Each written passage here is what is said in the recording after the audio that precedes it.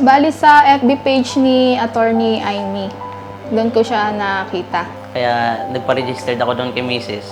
Sabi ko, registered mo ko dyan para makahingi tayo ng legal advice. Nung nalaman ko may libre, nagpa-register kagad ako. Tumawag po sila, mabilis po yung ano po nila po. Tapos sabi, i-schedule po ng ganitong araw po, tsaka yung oras binigay po. Masayang-masaya po kasi po para po masagot po yung aking pong katanungan na matagal ko na pong gustong itanong sa attorney. Masaya po kasi nagkaroon ng free legal consultation kasi medyo may kamahalan din kasi yung pag-consult sa attorney.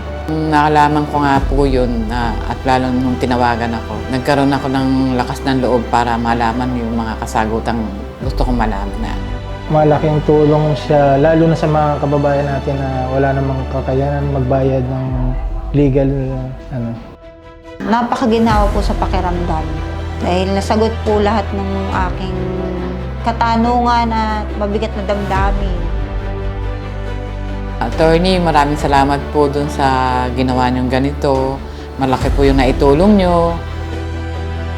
Thankful ako sa programa device dahil kahit papaano, kaming mga, siyempre, walang kakayanan na kumuha ng attorney, magkakaroon ng legal advice para sa mga problema namin.